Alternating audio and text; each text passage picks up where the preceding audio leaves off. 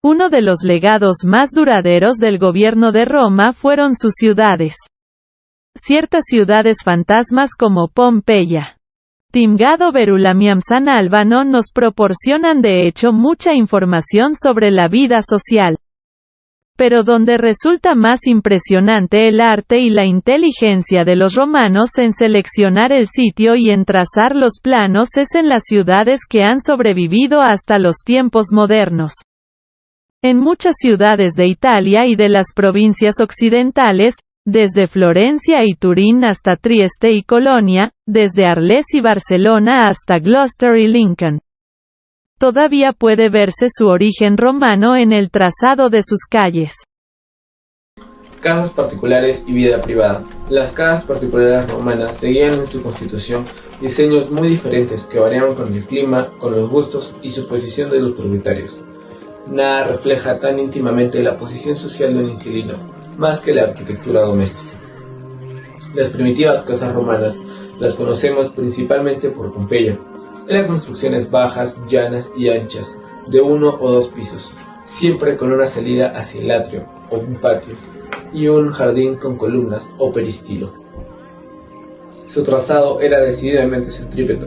Las habitaciones se abrían hacia el atrio, que era la única fuente de luz y salida de humo. Los muros exteriores presentaban una cara hosca, como si quisieran cerrar el paso a un mundo hostil.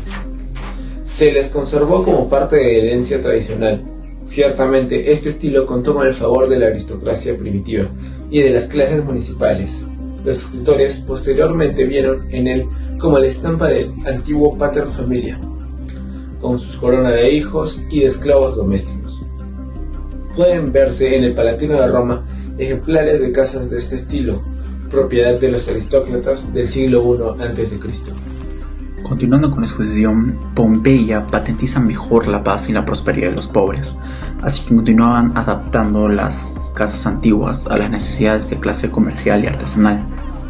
La Villa de los Misterios, que pertenecía a un liberto imperial, se convirtió en un centro comercial artesanal, en el cual se encontraban prensas de aceite, molinos de harina, hileras de jarros de envases. Otros cambiaban de propietario y las alquilaban.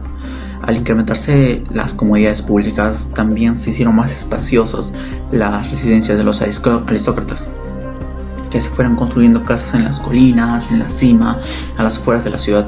Todo esto porque podían, ya que gracias se construyeron los acueductos.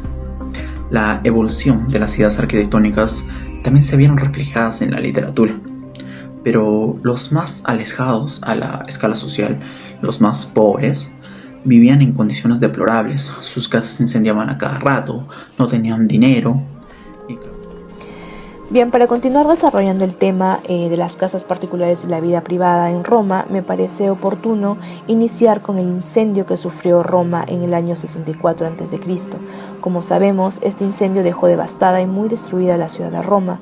Esta situación le ofreció una oportunidad a Nerón para reconstruir la ciudad, pero quizás su entusiasmo que él mostró de alguna otra forma fue malinterpretado por los ciudadanos, que pensaron que él tenía un interés personal en estas reconstrucciones que iba a realizar. Luego de las reconstrucciones que realizó Nerón, la ciudad de Roma empezó a ser denominada o conocida como la Ciudad Nueva, ya que sus calles eran mucho más anchas, eran mucho más sólidas e incluso la vida era mucho más cómoda para los ciudadanos romanos. Como sabemos, dentro de estas reconstrucciones se le brindó a la ciudadanía un espacio de luz, un sistema suficiente de saneamiento e incluso se perdió el miedo a construir sus viviendas de 1 a 2 hasta incluso 5 pisos, como podemos ver en la imagen. Eran mucho más amplias el espacio que se les daba para la construcción y era mucho más seguro también sus construcciones de sus viviendas.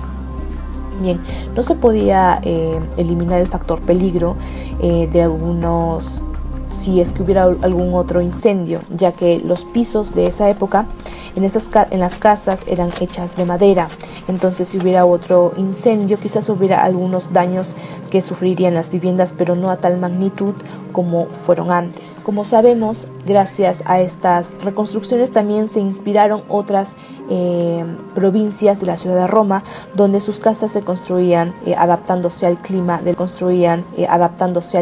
de la localidad.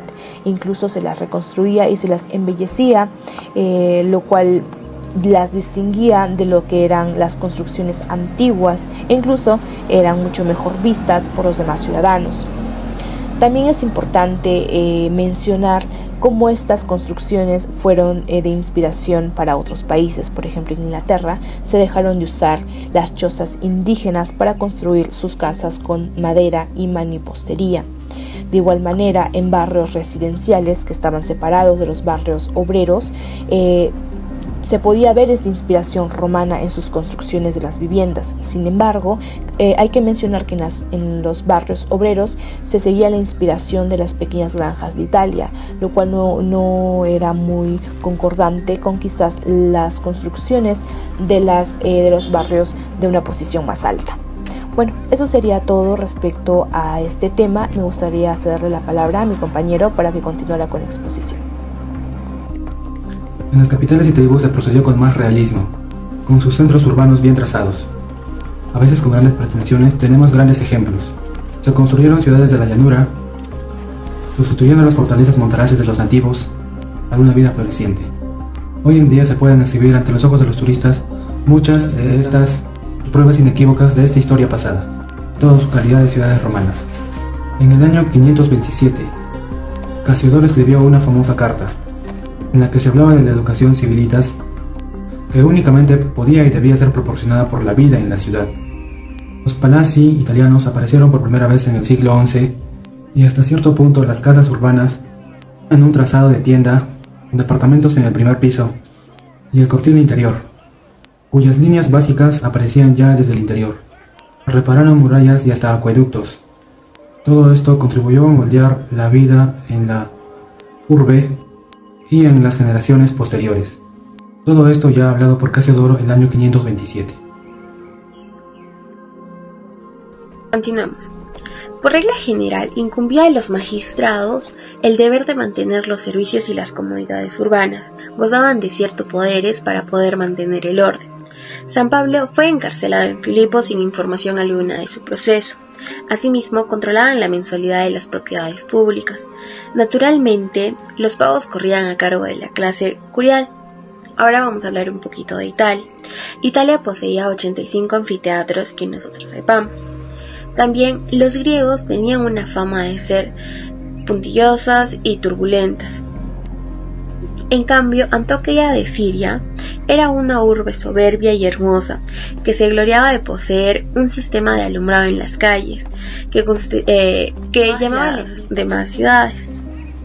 En Inglaterra, las colonias de veteranos de Colchester, de Lincoln y de York estaban llamadas a prosperar. También se hablará de lo que es la estructura de la vida social, pues en Roma los habitantes pueden conocerse individualmente, pero estos no son fáciles de describir, ya que poseían rasgos generales. Nos vamos a dar cuenta que la división de clases sociales es muy importante acá, ya que se dividían por partes entre los privilegiados y lo que vienen a ser los esclavos.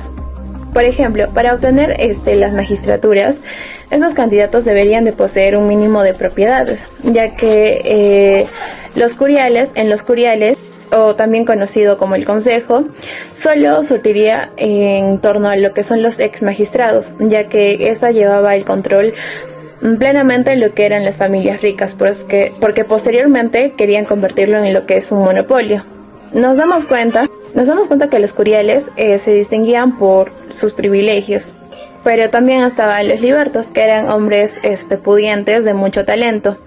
Por debajo de los ricos venían los ciudadanos ordinarios, los cuales tenían un derecho muy importante, que era el derecho al voto. Nos damos cuenta que la estructura de la clase social en Roma figuraban lo que son los curiales, ya que estos poseían más privilegios, por lo cual al final los romanos dicen que no reconocieron a Marx, ya que estos admitieron como un desafío a la ambición en la clase social.